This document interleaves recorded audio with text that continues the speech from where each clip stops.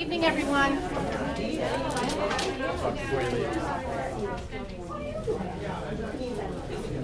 We're going to get started now, so I can. They have a very strict exit time at the library. They close at 9, and they like everyone to exit by 8:45. So I'd like to honor that and get started and leave most of the evening for engaging all of you in a conversation about ideas you have or thought about for saving the Burnett house. Thank you so much all for coming. My name is Krista Brady, and I am the recently formalized chair of the Friends of the Burnett Garfield house. Up until now, I've been calling myself Bridget's mom. And I'm very proud of that role, I must say, but we needed to formalize our group. And I'm also Sophia's mom as well. And proud of that, I think, too. I have a degree in elementary education, master's in elementary education. I spent most of my professional career working in organizational development for Harvard Pilgrim Healthcare and Tufts. In fact, I became acquainted with the beautiful community of Southborough, having done some work for Southborough Medical Group some 16 to 20 years ago, and I was driving down your main street and down Route 85 and thinking, wow, this is a really beautiful place. And I hadn't met any of you, hadn't talked to anyone. It was just this sense of place. And there was a certain charm to it that attracted me at that time. And I went home and I said to my husband, we were looking for a home. We had a young baby. Bridget was 9 months old. And we hadn't been looking in Southborough. I said, you know, there's this little town. It's very accessible to Cambridge. You could get into work very easily from there. Why don't you go take a look? We came in the very first house we looked at. I'm like, this is the house. So sense of place is very, very important. The character of a town matters. And so that's why I believe it's critical that we think about ways that we can save the Burnett Garfield house. Before I go any further, I want to acknowledge the current owner, Mr. Deli Friscoli, for working with the town so diligently to work out an agreement that would help us to save the house, and also to our selectmen, Paul Svino and John Rooney, who have been in negotiation with him.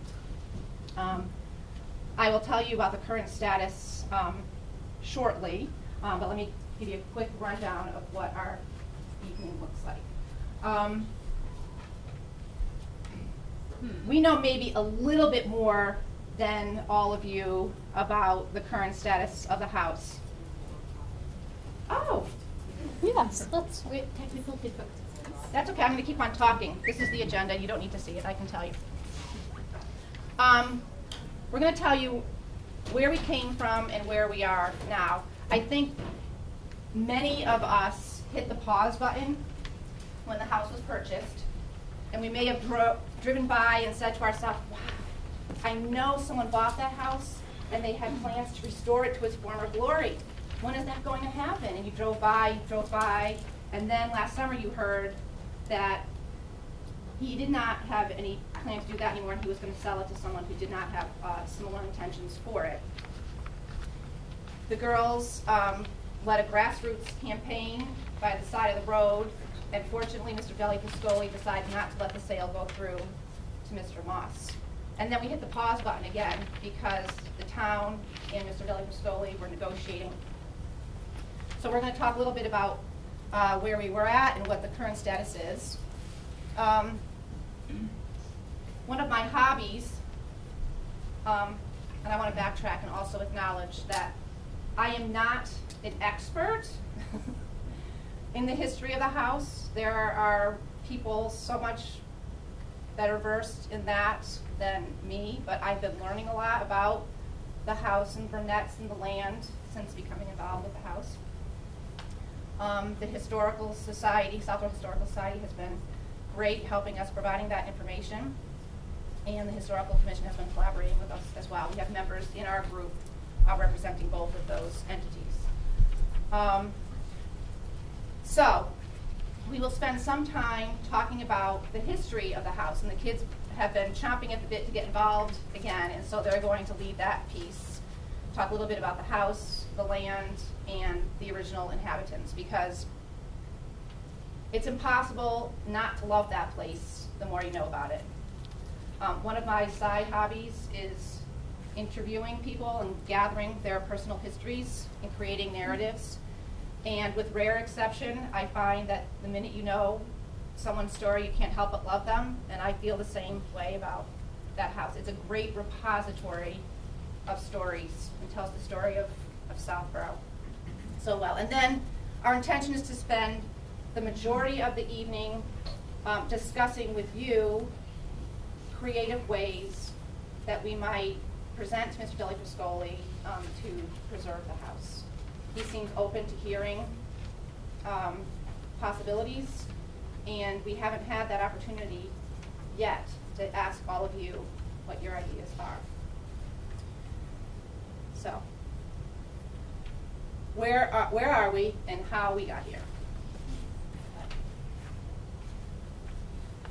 So my name is Cameron Martin. I am a poor substitute for the person who was supposed to be up here speaking tonight, which is my daughter, Kate Daly, who is the vice chair with Krista and has done an awful lot of work in this regard. This part of the presentation is just a very brief overview of the story of the house since last summer. So not a very long history, but an idea of what happened. So I think it was 2010 that the house was sold to its third owner, Mr. Deli-Pascoli. At that point, we heard that it was going to be. Can I speak up a little louder? I'll do my best. At that point, we heard that it was going to be renovated and a family was going to live there, and that's really the last I heard of it, pretty much. And then last summer, the word got out that a developer was buying it and that the house would be torn down and 4 English cottages would be put up on the property.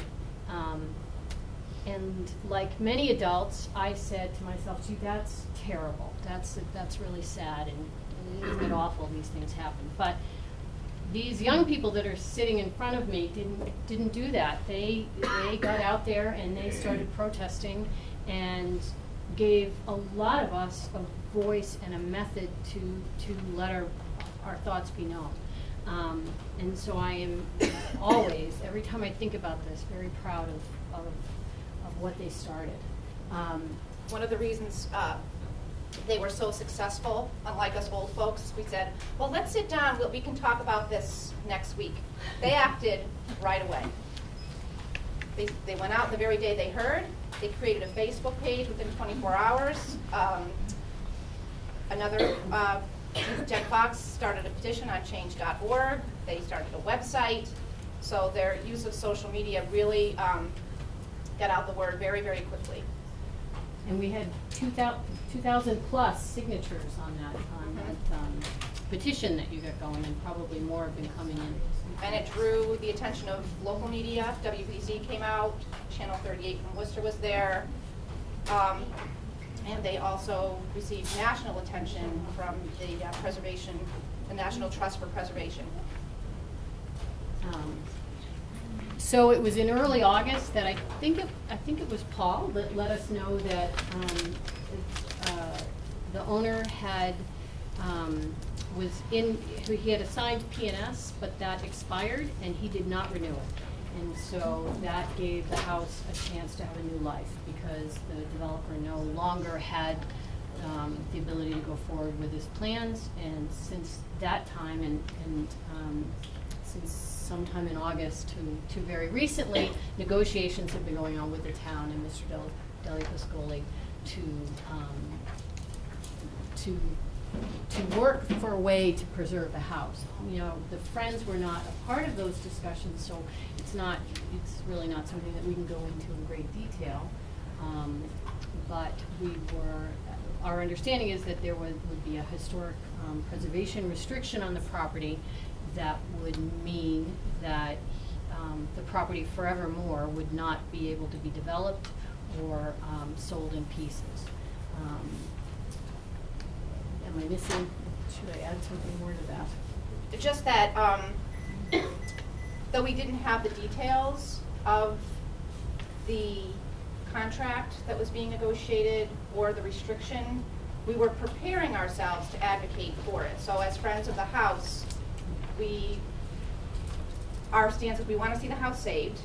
We'd like to see what's in the restriction first, and if we agree with it, then we are ready to advocate for using CPA funds to save it. So we've been meeting on a weekly basis for several months, preparing and trying to really educate people about what that would mean.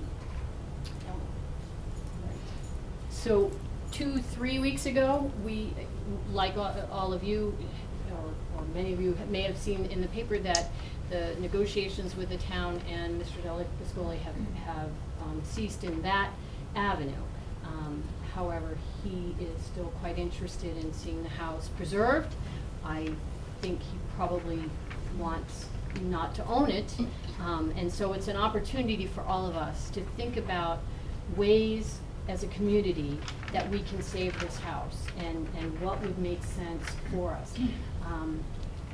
You know, it is one of the unique things in Southborough, the history of the family, the history of that property, and frankly, just the beautiful view. To lose that would be, in a way, to let a good part of the character of this town go away. So I think if we can put our souls together and all of our efforts together, we can find a way to save this house. Not just one person's idea, but all of ours. So that's what this meeting is all about, is to try and collectively, constructively find a solution.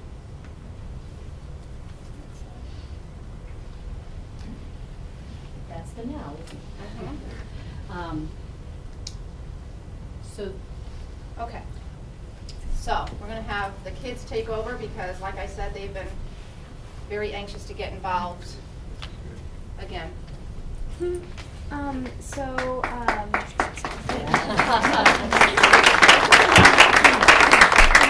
who you are first. Yeah, my name is Jen Fox. I'm Bridget Brady.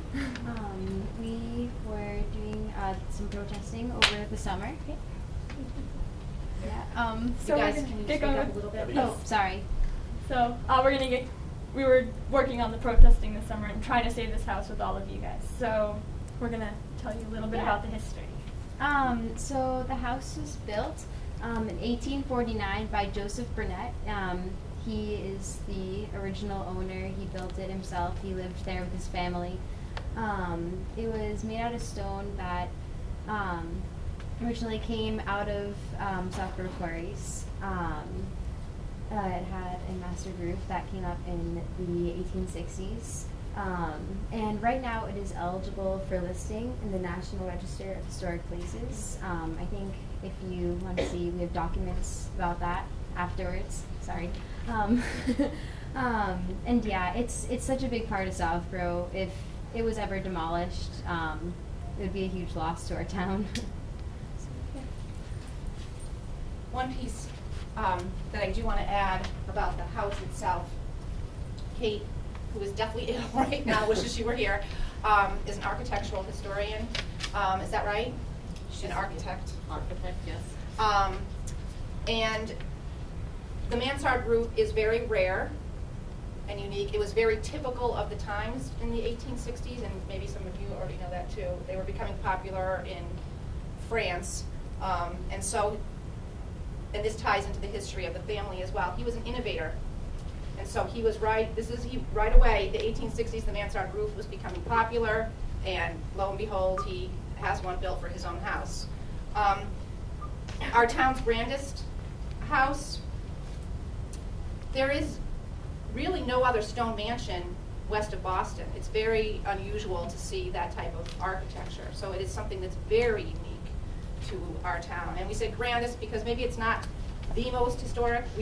That's our opinion, that is the most historic. There are many other historic buildings in Southborough, but there is no other stone mansion. So we have a beautiful architecturally beautiful house, but the land itself is also very valuable. So what you see now, if you drive on Main or Parkerville or Deerfoot, is a 4.71 acre parcel of land.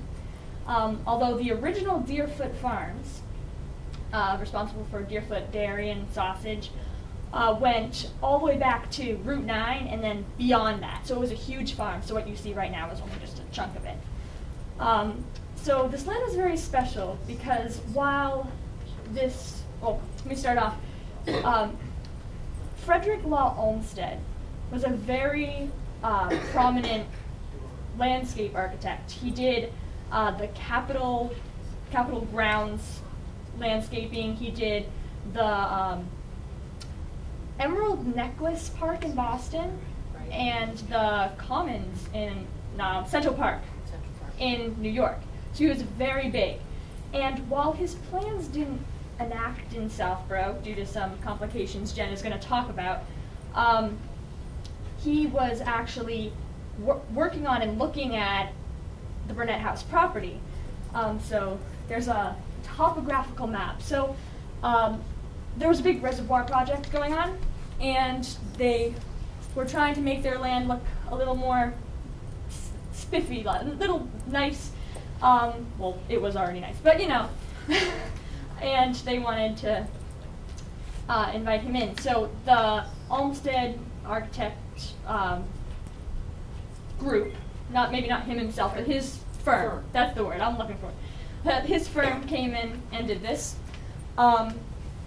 And I thought it was really interesting how they were associated and how such a famous person could come to Southborough just to look at and work with this property. I thought that was really neat. A funny story Mr. Bezanson told me. Mr. Bezanson. So this kind of, I'm going to try to say this really fast, but the little circle on that little map, that's a pear tree. And Mr. Burnett was very fond of his pear tree. And he was a part of a horticultural society. President, actually. President of the horticultural society. So he was having a luncheon with his friends, and he was excited to show off his pear tree, which is normally very grand, except the year that they were coming, there were no pears on the pear tree. They were really small. So he wanted to make it look all nice. So he actually went into Boston, to the marketplace, picked out the best pears he could find, and took string and tied them to the tree. So his friends came, and they were walking the grounds, and they were complimenting this tree, and they're like, wow, Mr. Burnett, this is fabulous. And he eventually couldn't hold it in any longer and told them about it, but I thought that was really funny. Makes him look human, so. Well, it's also interesting that this topographical survey, courtesy of the U.S. National Park Service, has that pear tree and that story. I don't know, did you bring the book, Mr. Bezanson? The Esther Lowell Cunningham book? It's in the book, Three Houses by Esther Lowell Cunningham. Right. Joseph Burnett's granddaughter.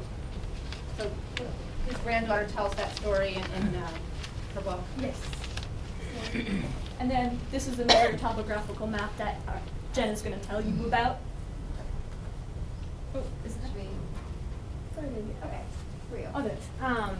Okay, so this is a sketch done by the Olmsted firm for the property. It was done, I believe, in 1894. It was actually, this sketch was actually completed one day after Mr. Burnett's accidental death. But it has the brook running through there for the creation of the reservoir. And the sketch was actually created to make the property look more park-like. It was really improving how it looked. It looked a lot nicer like this. However, these plans were never put into place because of Miss Burnett's death.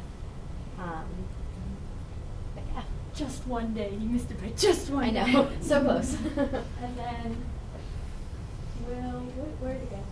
Oh, it's back there. Wait, nope, that's not it. That's it. Will Hurley's going to join us. You can introduce yourself. I'm Will Hurley. What grade are you in, Will? What? What grade are you in? I'm in 7th grade at Trotter Middle School in Southborough. And so, history of Joseph Burnett. He actually founded the famous St. Mark's School here in Southborough. It's world famous, and he also established the St. Mark's Episcopal Church. I think I said that right. And that is also very famous to this town. And he created Deerfoot Farms, which expanded much of Southborough. Yeah, nice. He also created the first vanilla extract in America, which was especially pretty big at the time, and now if anyone likes French toast or anything. And he also supplied the ether used in the first public display of painless surgery, which happened at UMass. So if anybody likes Novocaine when they get stuff done, I should thank him. He accomplished so much more too.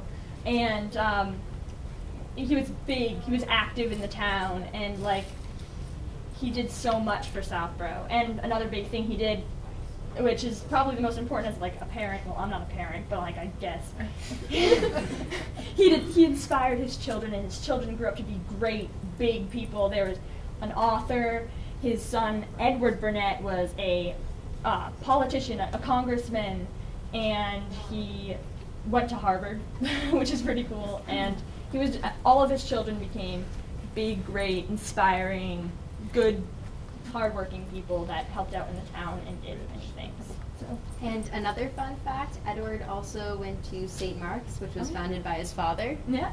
It's pretty cool. Thank you. There's one more. Oh yeah. Who wants to say it? Little early. The Boston Terrier breed was actually the first official American dog breed, and it was bred in the Burnett Garfield house, which is pretty cool. So the first American Kennel Club dog in America started here, and that's my dog. So that story. Just coincidentally or not. Thank you guys. Oh, That's awesome. I want to add any members of the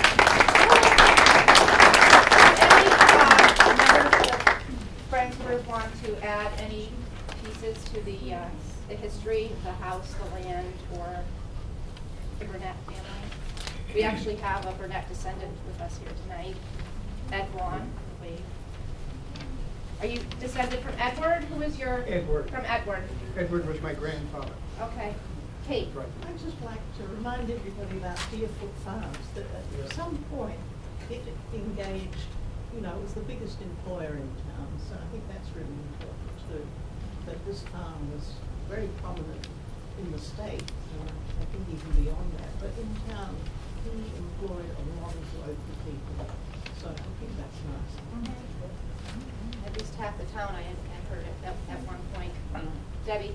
Yes, one thing that intrigues me is that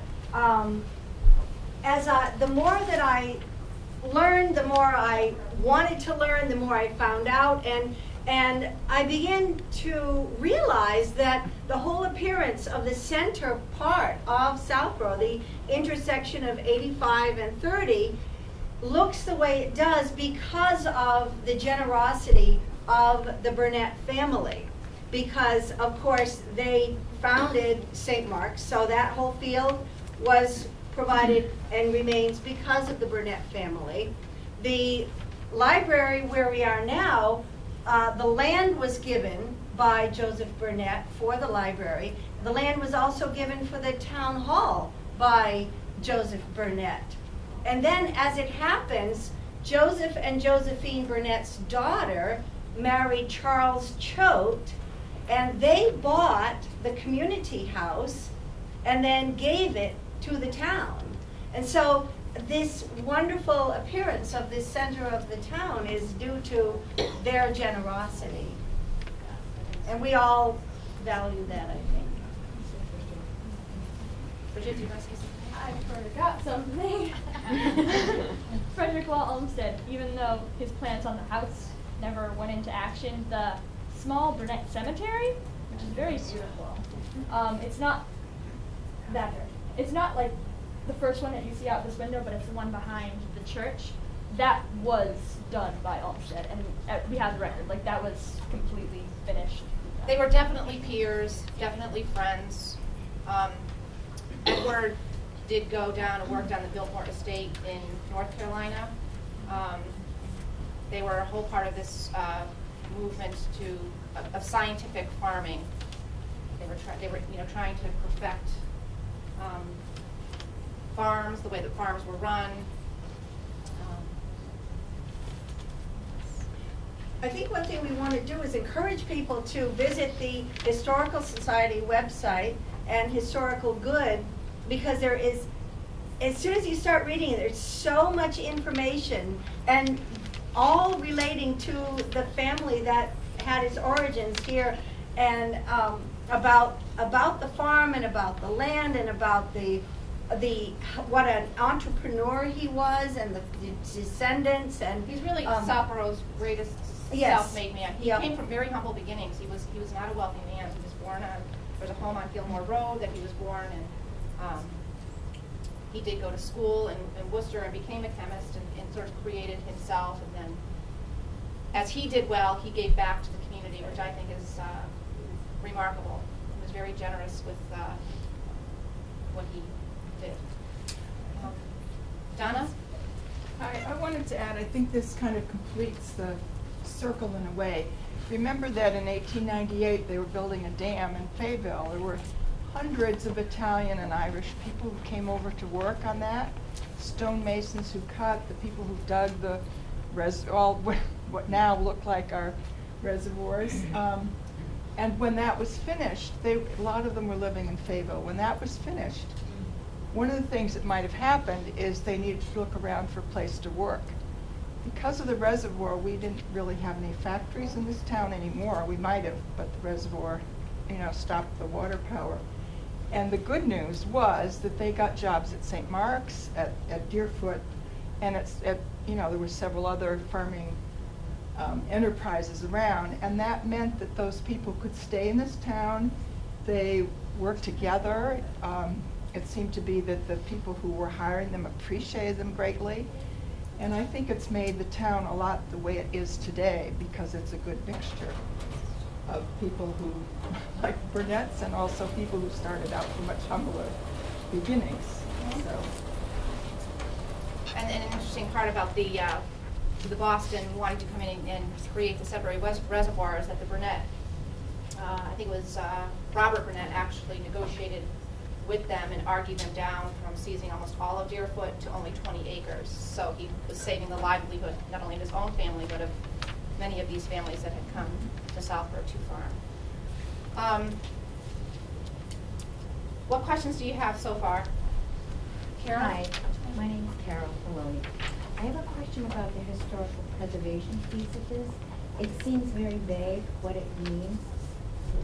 At what point, where the status of that is it registered in the historical preservation, or is it a goal of this group to get it registered?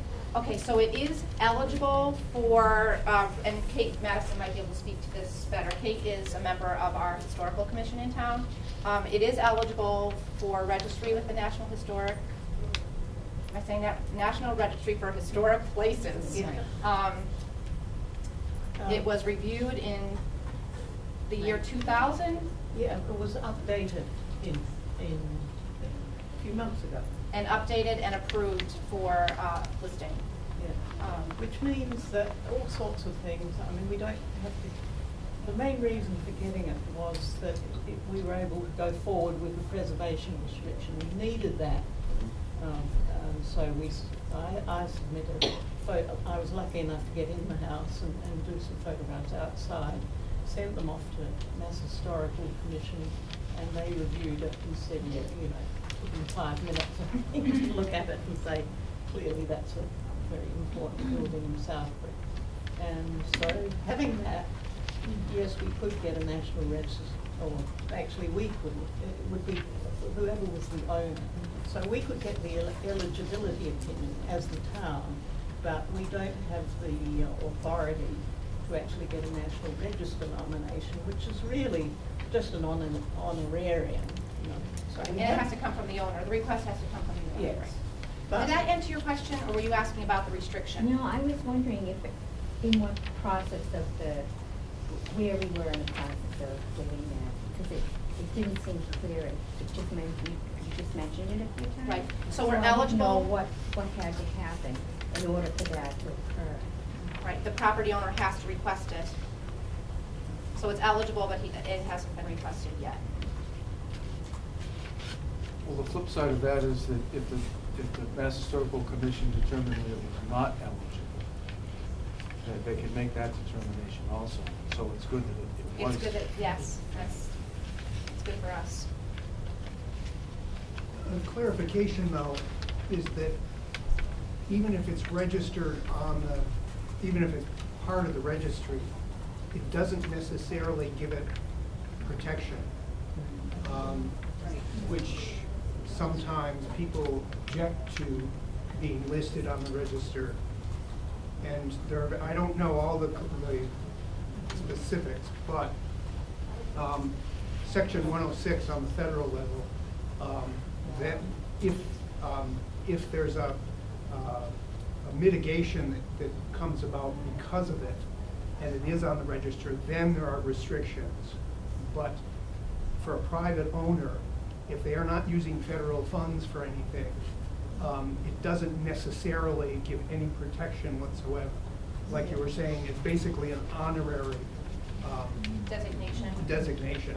I have no doubt there would be no way that would not be accepted on the register for a number of reasons. They have different criteria, A, B, C. I think it was approved for A, B, and C, and I have the literature if anyone. It would come under Well, many that, of the different. you see in the eligibility opinion. Yeah, there would be no doubt that would. Carol, maybe what you were asking is where we are with the historic preservation restriction. Is that really what you were? I'm just curious, the pros and cons of having it registered historically okay. like this, and where either the owner is, because this committee doesn't own Right. the Correct. property, and so is the owner interested in doing that, or is he interested in selling? He is very much interested in preserving the property. He's the second longest serving board member with the Wayside Inn. He has restored a home in Carver that's a similar time period, so he knows that Second Empire style. So he is very preservation minded, and he is still willing to work with the town to help us find an alternative to him owning it, rather than. Since he rejected the preservation restriction that was drafted, now, if he's to sell it, will he accept another preservation restriction or some sort of preservation restriction? Do we know that? No. Our hope was we would start generating some ideas, and based upon what we put together, package some proposals, and present them to him. Yes. Chairman, the issue that you bring up is something that I have been thinking about. So rather than present him with some alternatives or whatever, since why don't we just go to him and tell him we would like to have him as a townsperson, and what would it take to change his mind and to go forward with what he had planned for the house originally? And what can we I do should probably start to writing. incentivize that for him? And, you know, get his idea on the thing. Paul, do you want to add to this? Before we really get deep into this part, I think it'd be good for me to just say a couple things about where the owner is at. So Paul Semino, one of your 5 selectmen, one of the 2, along with John Rooney, who were designated by the board to negotiate with the owner of the Burnett house. When the owner first approached the town, which is important to remember, last summer, the owner approached the town, make no mistake about it, 100% because of what these young people did. 100%. All right? We had a very good commercial deal, and they gave him modular like you wouldn't believe. But he approached the town and said, I'd like to work with the town on doing a restriction where I'll stay and I'll live in the house and I'll be paid some money for what I agree to give up in terms of property rights. That since has fallen a little bit by the wayside. So it's important to understand that that was a deal that the owner brought to the town, and we couldn't quite work it out. It was a lot of money, and it was a lot for him to give up, and those are hard deals to make. But the town was involved because he approached the town. At this point, anything goes. He's willing to wait. He has said he wants to sell the house at some point. He's a businessman, he's got a lot of interests, he's got a lot of irons in the fire. At some point, he intends to sell the house. Now, we could make him an offer he can't refuse, I understand. That could still happen. But his intention today is to sell the house. And he has said he will allow a period of time during which alternatives to a commercial deal can be reached or found. And I think he's open to just about anything. Obviously, though, he paid a lot of money for the house. And he will need to be appropriately compensated once he sells. I mean, he's put a lot into the house in terms of enhancing its value, commercially in ways we might not like. From an aesthetic or esoteric standpoint, he has a demolition permit on the house. If he has an approval not required subdivision plan for the 4 acres. He is currently seeking some variances that would allow some commercial uses. These are all things that make the property more valuable when it comes time to sell. Krista is correct. He's very interested in why he's forbeared as long as he has in keeping the house upright. But he would be the first to say he's a businessman. He's not interested in doing that himself. He's interested in hearing what others might propose in order to get that done. So I want to acknowledge the owner, and by the way, we call him the owner. His name is John Deli Briscoli, and he worked very hard with us for a long time to try to come to a good agreement that would be good for both sides. The presentation today gave you a very good indication of the historic value of the house and the historic impact of Joseph Burnett. I don't think there can be any doubt about that. I think the use of town funds, particularly CPA funds, may make a lot of sense in terms of a possible resolution if that's the way it goes, but others may disagree about that. You can argue whether and how much to spend and what types of funds to spend in order to preserve the house, but I don't think you can argue really legitimately about the historic value and the shame it would be if we couldn't figure out a way to do it. But I wanted to make the point that the main point I wanted to make is that this doesn't have to happen through the town. I mean, he has said he'll wait and see what we can come up with, but he could sell it tomorrow to somebody who will knock it down next week. And there's nothing to prevent that other than his goodwill. And so it's things like this and the energy of the Friends group in keeping this conversation going is very important. And as of now, the town doesn't have a formal role. I personally will continue to stay engaged and support any sensible solution to this little dilemma that we have here. So we're not nowhere near done, but I want to just thank everybody for coming. The fact that you're all here is a very good sign, and especially thank the first 2 rows here for everything you did.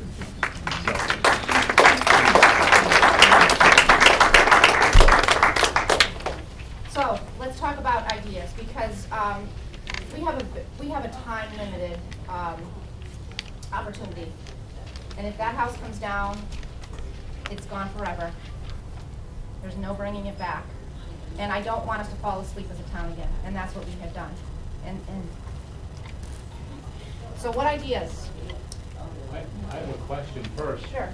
Paul, what is going to make John home? I mean, before we come up with ideas, I think we need to have an idea of what we're trying to get to for him. All I can give you are a couple of facts in that regard. He had a deal to sell the house last summer for $1.5 million, which would have resulted in it coming down. He has an appraisal since then, because now he's got subdivision rights and he's got demo rights, et cetera, et cetera, et cetera. So he's got an appraisal in hand for the total value of the house and the land and the development rights of the low 2 millions. He has never suggested that he needs to get that much money to sell the house. But where exactly he would come out, I don't know. I couldn't speak to that. If we're talking about just an outright purchase, I don't know what that number is. I don't know. Steve? I did speak with him, and. Go ahead. Okay, should I bring up my idea as well? Yes, Sure. Right please. now? Okay. Yeah. I did not prepare a presentation, but I'll try to be very quick, and as many of you know, I tend to talk and talk, so I'll try not to do that. Oh, I'll shut you off. Thank you, okay. All right, first of all, I think these guys could go ahead and raise the money for us, because from what I've seen, you guys did an amazing job, and I think you could take care of it for us. But in the meantime, while you're thinking about how you can do that, I did talk to the owner, and he did say he'd give us a good price, a good fair price, or that, you know, he would not seek 1.5 and above for that house. I am in real estate. I have been in town for this 22 years. I too fell in love with this town by driving by that house, driving by St. Mark's, and all of it. What's your name? My idea is that we get the Boston Junior League. I don't know if you know what the Junior League is all about, but the Junior League is a group of, you know, an organization of women that are committed to promoting volunteerism, developing the potential of women, and improving communities, through the effective action and leadership of trained volunteers. What they do is they fundraise, they go out, and they work in the communities.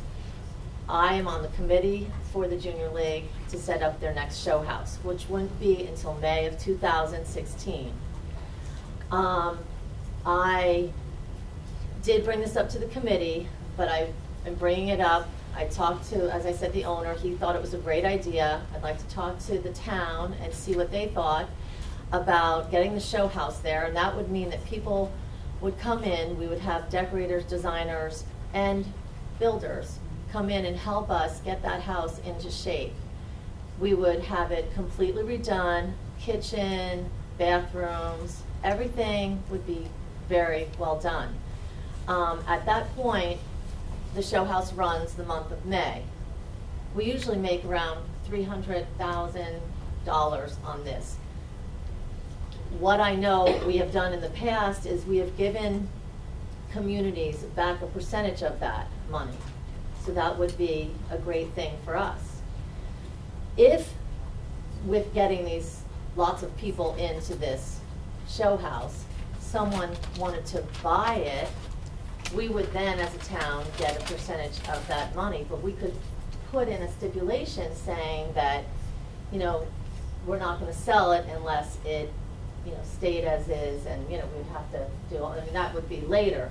But right now, I'm thinking, if we got the renovations done, then maybe as a town, we could, and get St. Mark's, get Fay, the Fay School, get everybody involved, and maybe each buy, you know, each contribute to make this work for the town, so that we could keep it and maybe use it. I saw there was a list of things that, bed and breakfast or wedding venue, that we could utilize it for the town.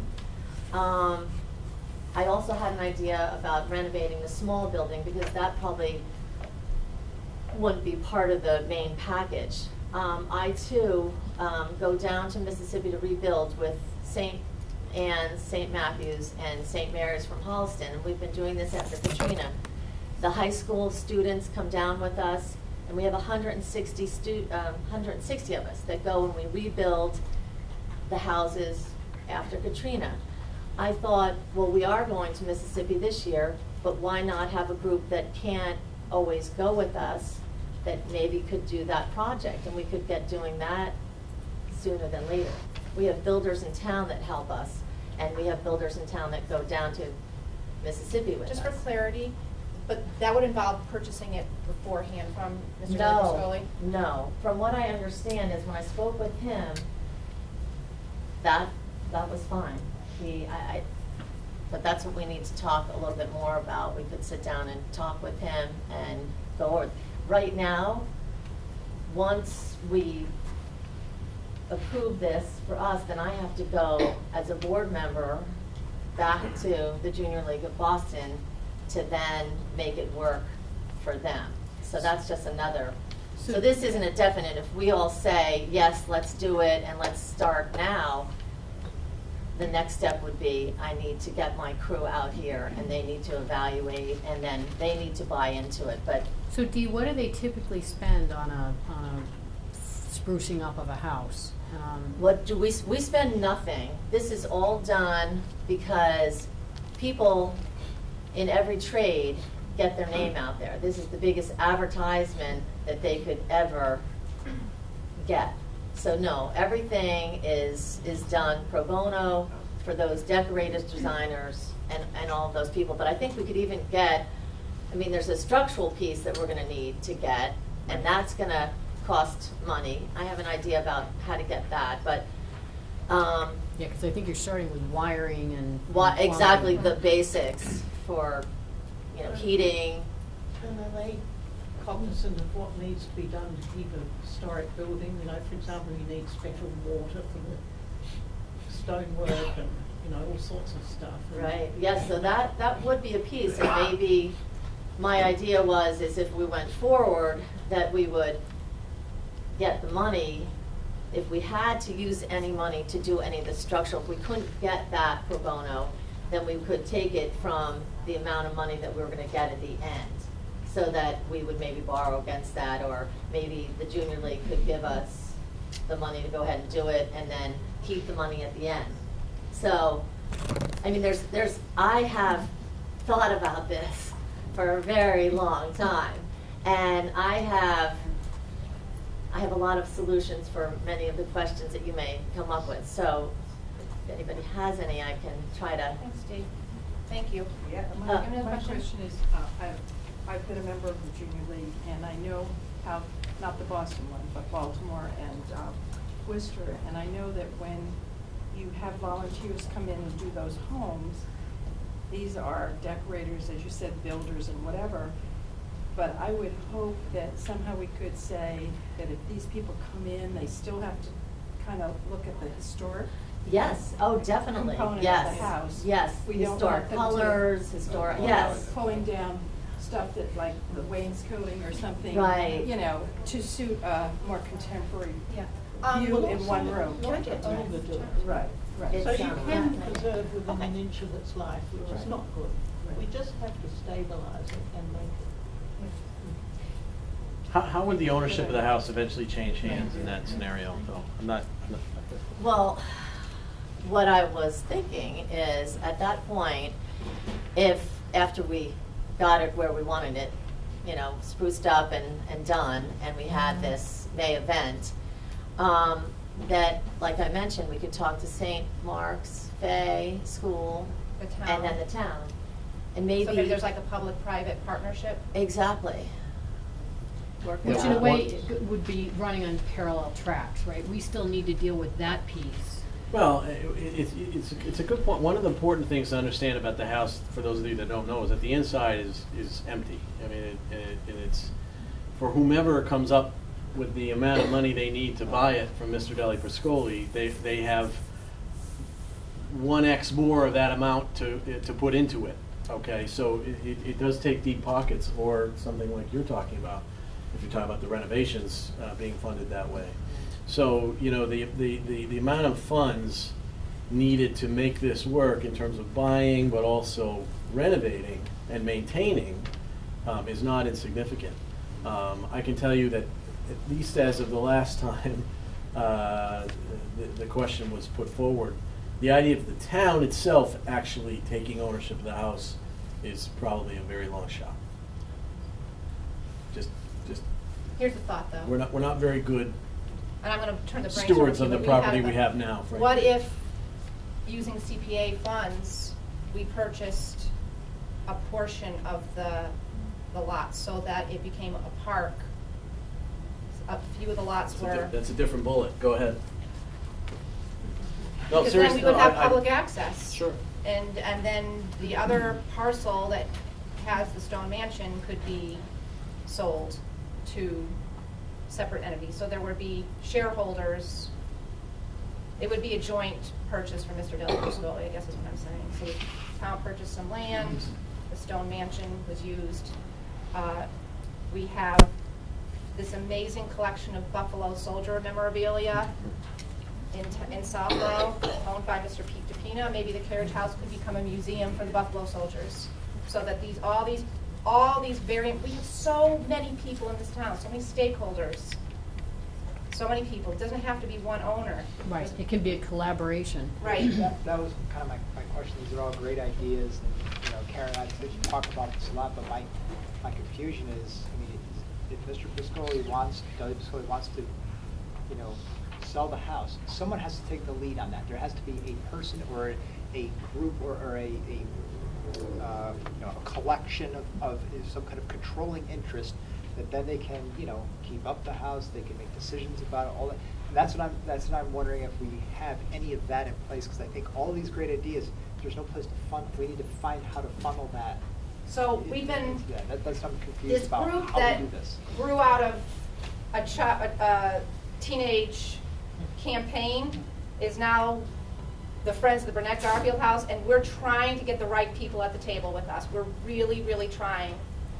My learning curve is enormous. We have architects with us. We have people from the Historical Commission now. And we do need help. We need people that know how to package something like that. That's beyond my scope, but I'm asking. And If each you know of you, anyone that has that skill set, please have them call me. each of you have ideas and thoughts, and you never know which one of them is going to lead to where we need to go. We just have to keep exploring. Here's a short little list, but there's lots of other options, and one of them can click. Right. And we've heard so often, and we fantasize, wouldn't it be great if St. Mark's came riding in on their white horse and bought that mansion, and it seemed so perfect because it was their founder that built it, and they have their 150th anniversary coming up. But it would be so much more appealing to them, I think, if we said, we know this is important to you and it's important to us, and maybe we can get together and do something with the other stakeholders in town.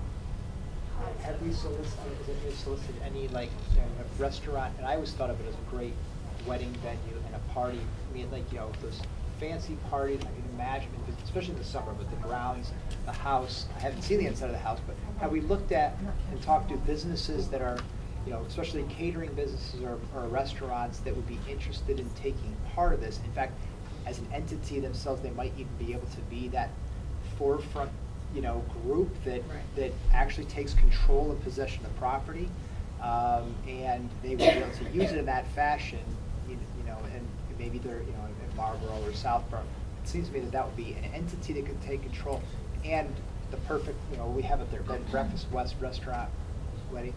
To me, we need that group or that person to take control of this, and unless we're going to create a trust in ourselves with a board and then to take ownership of it. So have we solicited those kind of people yet? Well, this is the beginning of that, Yeah, right? okay. So up until very recently, the thought was that the town and Mr. Della Pascoli would come up with a different arrangement altogether. So, we're talking 2 or 3 weeks where this is now all becoming a serious, what can we do? There was no point in having these kinds of thoughts 2 months ago because that wasn't the direction we were headed. And I want to be very clear, ultimately, he is the property owner, and he will make the ultimate decision. So, but I'm hoping that we can quickly put together some very, very appealing proposals to him. Kate.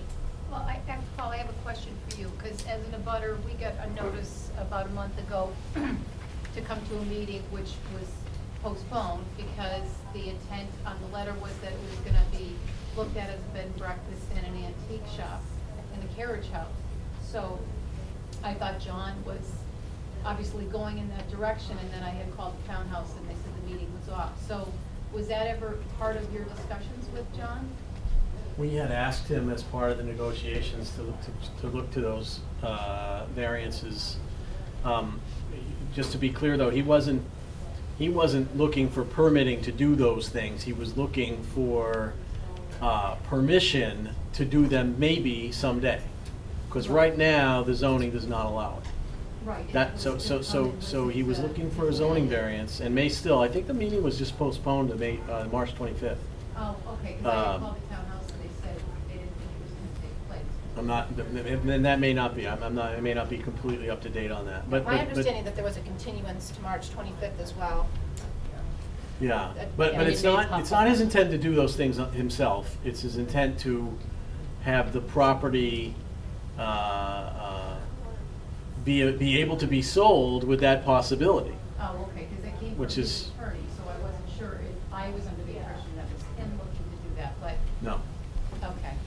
as of So now, that's not. something he is. Can I ask you a question, Kate? Yeah. Do you like the idea of a bed and breakfast? Yeah, I think it would be, I mean, if it was run properly, if there are right restrictions, absolutely. I think it would be a good idea. I'm glad you asked that. Yeah. Paul, I had a follow-up question. Sorry to pepper you. I'm just trying to get my head around, I think you were talking about there has to be some well of resources here beyond, I think, what we're talking about. And I guess, if you look at this like a business, the question is two-part. One, how much was the town willing to put on the table when John came in? Probably. We never got that far. I mean, Was there one of the a difficulties. range or a number? Well, we had, what we said in December is we had sort of an agreement in principle that we the selectmen were willing to go to town meeting in Yeah. April and ask for $750,000 in CPA funds to buy the property rights, not the house. Right. But buy the rights to tear the house down and buy the rights to subdivide the land, and we would buy those and restrict them forever. So the owner would be giving up all of those rights in exchange for that sum. Again, at the end of the day, a few weeks ago, he thought more about it and Too restrictive. too restrictive. Would he change his mind if that number went way up? Maybe, but there's no telling how town meeting would have voted for that anyway. And I'm not thinking of him, but I'm thinking if there's some level of resources like that, then that changes the calculus of what number we're talking about. If the town and town meeting would vote for that. Just playing this out a little bit. And then what business or what enterprise could you attach to that building that we would be comfortable with, whether that's a bed and breakfast, whatever it is, and do a business plan that says over the next 20 years, you probably have a better idea of this than I do, but how much of a note can we carry, and what could we do to then pay off that note? And it's one way to look at it, and I'm not sure who it would be who would invest in a bed and breakfast, so I'm not sure how that would work, but that's another way to look at this as a business proposition that saves a house, and not just trying to save the house, because I think that's a harder way to get there. Well, And I don't have the answer to how to build that sort of calculation, but. Well, and the town itself may or may not need to be financially participating in something like that. Certainly, we would need to support it. But if somebody could figure out how to put a bed and breakfast in that spot and make money doing it, that could be anybody.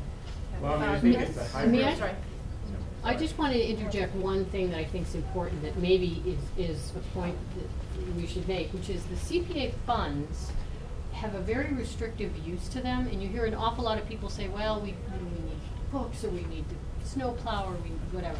The CPA funds only have a few restrictive purposes, and one of them is for historic property, the other is for open space, and the third is for affordable housing.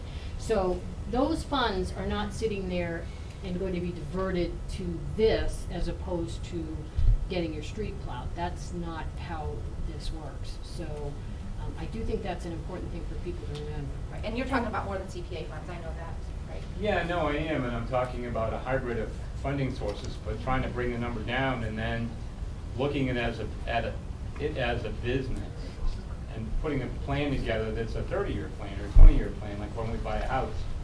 We don't buy it unless we have a lot of cash. That year, we buy it with a mortgage. Chris, So- you've been waiting a long time. Sorry. Yeah, it's it's nice to have all these brainstorming ideas, but if we don't know what John would accept, we're losing a lot of energy. Is it possible to go to him and say, look, we brainstormed all sorts of ideas. What kind of a deal would you accept? And would you be a partner in the creation of what the deal would look like? Right. I mean, he has influence. He knows how to raise money.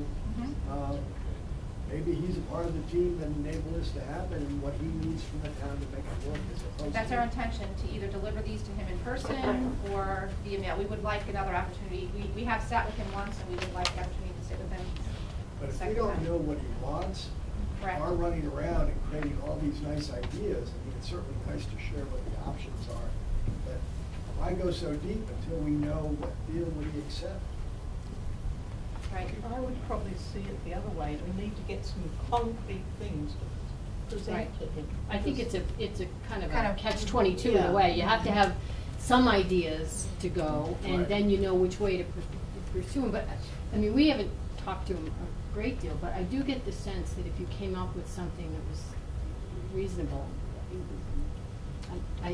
Paul, would you agree with that? I think if you came up with something that was reasonable and workable, I get the sense that Mr. Della Pasquale would be amenable to it. Yeah, there's no question about that. I mean, to your point, Chris, he had an idea of what he wanted to do, and we worked on that for a while, and it didn't work out. But at this point, any reasonable, and reasonable is in the eye of the beholder, but any reasonable deal, I'm sure he would be willing to listen to. This is also not an impossibility. We've talked with people who look for high-end buyers, and they said this property is movable. There are individuals, we're talking about groups and shareholders, but there are individuals who right now would love to purchase that from him themselves. Just a matter of, is he willing to sell to another individual? I guess, yeah. Jeremy and then Dee. So, and to the point of where these ideas are going, it doesn't seem like he wants to implement these himself because he wants to get rid of the property. So, trying to think about, again, the value of the property, we talked about he's going to potentially go for bed and breakfast rights or changing some of the zoning. What else is it the town can do?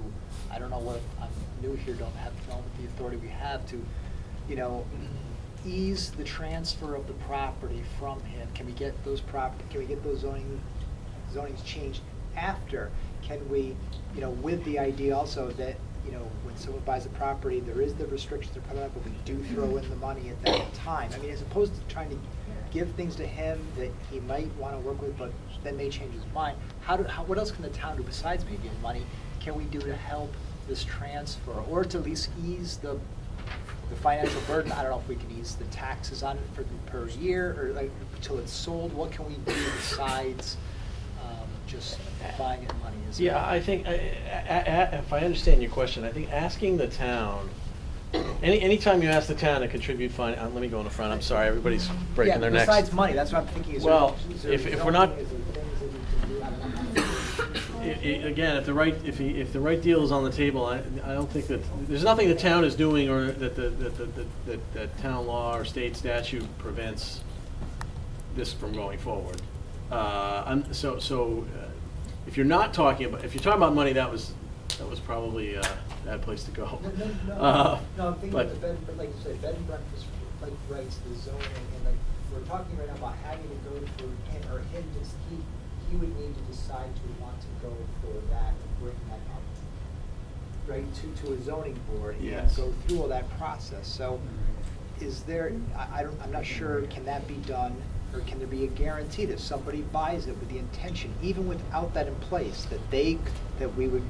Yeah, I think I understand your question. I certainly couldn't. The ZBA has a role to play there that I'm not involved in, and I couldn't speak to that. Because some of those things that potentially rezoning would involve a vote of town meeting, similar to what was done with the Gulbenkian property recently, and I certainly couldn't predict that. So. It's a good question. But these are things that are not money related, which people are worried about, whereas they don't understand CPA funds, or they don't want taxes to go. These are other ways of doing it without money. I guess we have to think about the how. I'm just realizing this now. We have to think about the how, but our intention was to generate the what first. what is it that we want? I mean, think big. It can't hurt, right? And we've had, I'm sorry, Dee, did say that you could speak. Go ahead. I just want to say, we don't have to reinvent the wheel. I mean, the Wayside Inn has done an amazing job. This is a nonprofit. I can do a little research on that. I have friends involved in that, and I can bring back the information. I can get it for you tomorrow, and you can let people know at the next meeting how they established that, how they got that property and held it, and now it is, operating. And of course, it was always that kind of facility. But I think if we were able to get that, I think the town would approve of that. I mean, I think. So if you would like for me to do some research on that and get it to you, Absolutely, why not? to do that. Kate and then Bridget. Sure. Okay, I'm Kate Matheson. I'm on the Historical Commission, but I'm also an architectural historian that works in adaptive reuse. And I think what we need actually is a proper presentation on what adaptive reuse is. And that is that you get a developer in, and when you get money people, you get a developer, you get an architect, all sorts of people, to to turn it into an income-producing property. But with the renovations, they get 20% in tax credits on whatever they spend on the renovation. If they do it properly, and that's the thing, it has to be done according to the Secretary of the Interior's rehabilitation standards, which is fabulous. I mean, they're not asking you to turn it into the Wayside Inn, but they are asking you to sort of not pull down certain things to preserve. You submit things, they come back to you. It's quite a long process, but it is probably it's been incredibly successful in preserving a lot of different. And by adaptive reuse, like I mean old factories, turn them into apartments. Massachusetts was one of the biggest had more shoe factories than practically anywhere else. And those shoe factories are now being turned into wonderful, affordable apartments that look fabulous. I had a woman in town suggest senior living, senior residences. It's more that it's viable economically if you do it, that's all. I mean, it's happening all the time.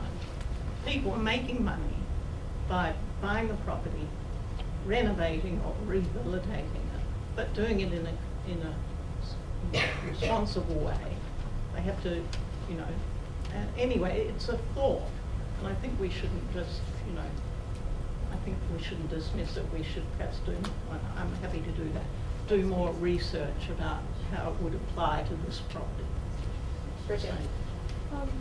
So all of the options are like, we need all these different ways to possibly restore it and all that, but I think a big component, big factor is to make sure that not only is property preserved now, it's preserved forever. So I think part of doing a bed and breakfast and part of doing like some sort of adaptive reuse and anything of that sort, we need to make sure that something like the White Cliff situation isn't going to happen in Northborough, that it's not just going to be for the next 30 years or the next 50 years, but it's going to be forever. So that should be, maybe if we do one of these options and raise enough money through that option to save it, or if we find some way to make sure that it's here forever. So that's an important component. Good point. Has anybody ever, is there any evaluation that's done on what it's actually going to take to renovate the house? Not that I'm aware of. Yeah, because I just know when initially talking to John when he was buying a property and what he was anticipating of spending, and then walking along the property almost every day, there's some significant renovations that have to happen. That carriage house, you've got a roof, and the roof behind that, or it's about to collapse. So I see the cost continuing to rise. So I think that should be part of the equation of looking at what the total cost of this project is going to involve, because And as time goes on and that house is continued to be, empty, and we've got a waterway that goes between our two properties, and we've got a wall that's giving way, there's a lot of implications and costs associated with that I think you need to at least come up with an overall number of what that's gonna look like, no matter what the project's gonna entail. Okay, good point. Russ? Yes, my name is Russ Horn. I'm the president of Stony Brook Museum. A couple things you have to look at. Do you want to preserve this building the way and keep it the way it is? If you go to a bed and breakfast or any other type of commercial building, the inside will never be preserved. Okay. The only way you're going to preserve the inside of it is make it a museum or something like that. Then you got to look at how you're going to get your income.